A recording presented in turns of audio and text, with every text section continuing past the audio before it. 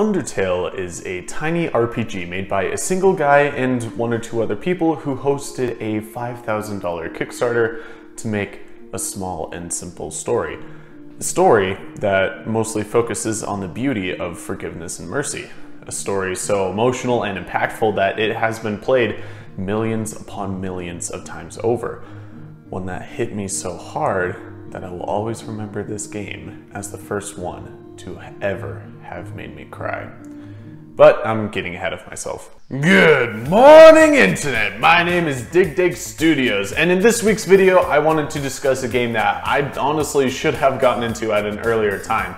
I would really like to thank my friends who got me into this world of monsters and friendship, because I have loved it. I know that Undertale was kind of infamous for being both accepted incredibly well while also being very much hated by the internet. But for today, I want to ignore the burning world outside and focus on one key aspect that makes the story of Undertale work beyond just the characters that we all know and mostly love. I'm sure we're all familiar with the lovable antics of the Skeleton Brothers, the tragic broken home of the Goat family, and the very entertaining yet powerful relationship between a fish and a dinosaur. Today, I want to focus on the story for its themes, the messages that Toby Fox is trying to tell his audience. I want to focus on the main mechanic of the game, mercy. If you haven't played the game or somehow haven't heard of this mechanic, in Undertale, mercy functions as an alternate way to play. Instead of facing down foes and completely obliterating them, like in any other RPG, you instead have an option to become everyone's friend. You now have an option to use that allows you to go through an entire playthrough without killing anything, and I'll admit it can be pretty difficult at times. Not being able to end conflicts quickly by just bringing your opponents down on your own and having to deal with a health pool that honestly isn't the easiest to work with can be a challenge. But the reason people do these runs a lot isn't because of the challenge, but for the feeling that you get at the end of the game. A feeling that was so strong in my playthrough that it made me cry. And it's that feeling that I would like to talk about today. Before we got to the end of the game, we went on quite the journey. I'm sure you've already read the title, so I'll just get right into it. As you've gone through the underground, you've forgiven the different characters. You have forgiven Toriel for trying to fight you and force you to prove yourself that you are strong enough to survive. You have forgiven Papyrus for trying to capture you and showing him that becoming friends was a much better option than murder. You have forgiven Undyne, who has relentlessly chased you through a waterfall and tried to force you to face danger head-on. You have forgiven Muffet and Mad Dummy, who both tried to take you down over a misunderstanding. You have forgiven Mettaton, who tried to kill you on live TV for those sweet, sweet views. You have forgiven Asgore, who forced you to fight him and wouldn't take no for an answer. You've forgiven Alphys, even knowing about her horrifying determination experiments that went terribly wrong. And finally, you've forgiven Flowey, the one monster in the underground who has no semblances of emotion in the slightest and sees the world through a dark, twisted lens of sets of numbers and lines of dialogue. You have forgiven each of these characters, and it has not been easy.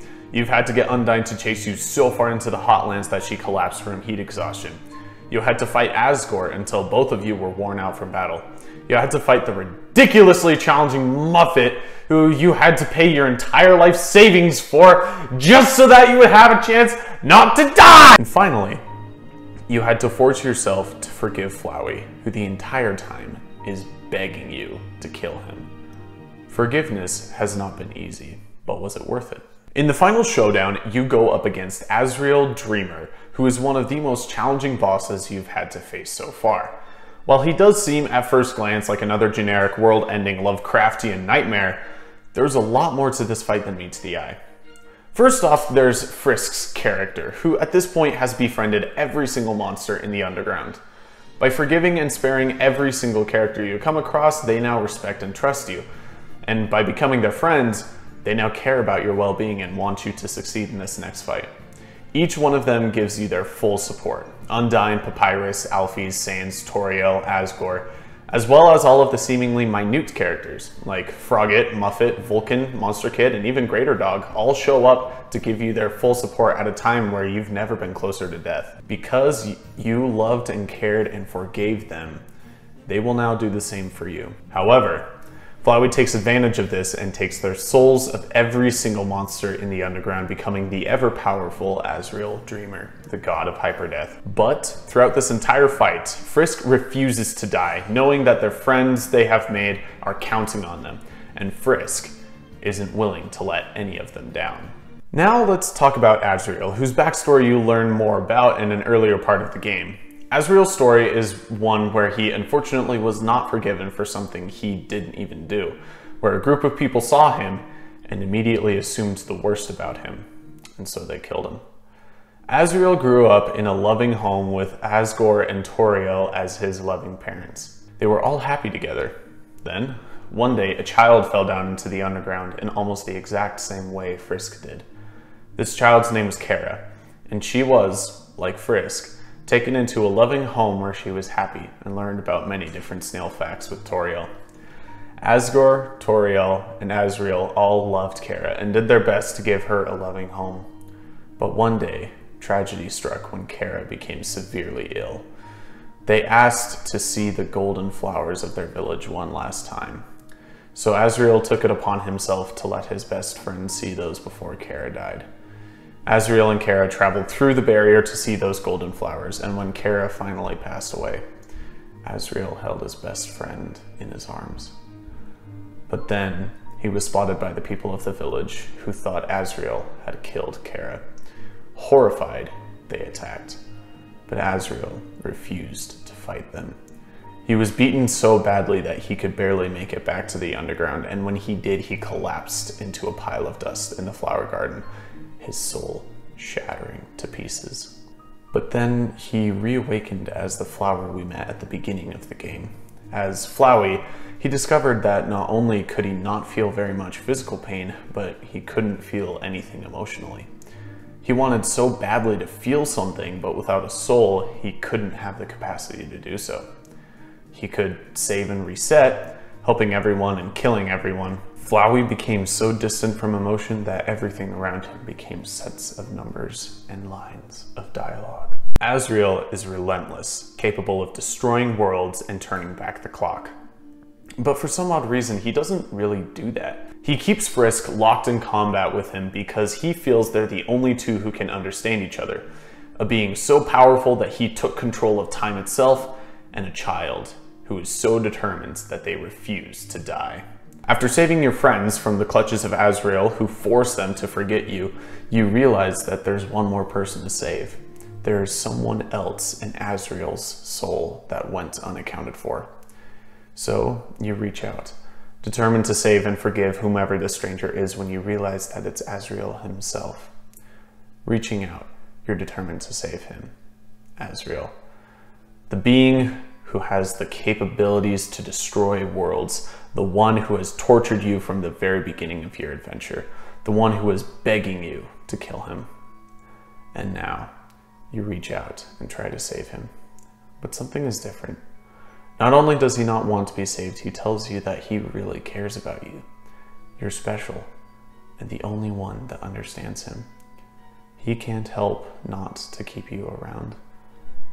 He doesn't want to lose someone like you, but after he brings you down to the brink of death, he begins to cry. I'm so alone. I'm so afraid. Kara. Asriel then turns back from the god of hyperdeath to a small child. He feels horrible about the actions he has done and wants to save everyone. So he breaks the barrier, separating the monsters from seeing the sky. And despite every terrible thing he has done, despite all of the horrific battles he has waged, Frisk still forgives him. By forgiving Asriel, you have made it possible for him to feel again. The most emotionless monster in the entire underground has just cried because someone forgave and loved him. But he can't stay forever. He needs to go. Frisk, take care of Mom and Dad for me, okay? This is the line that broke me. This is the moment all of that emotion came pouring out, and I cried as we had to say goodbye to our brand new friend. The power that forgiveness and mercy have, it changes people. Even the most heartless individuals can and should be forgiven, and nobody is truly lost. That is the message that I received from Toby Fox. That is the beauty of forgiveness and mercy in Undertale. Although there is more to talk about in the genocide run, this video is getting plenty long as is, so if you wanted to see the extended director's cut, be sure to subscribe. I'm just warning you guys that it's about as long as Asriels' bigger analysis videos, so it would be quite a while to be released if you guys want it. I hope you all really enjoyed. Have a wonderful day. Until next time.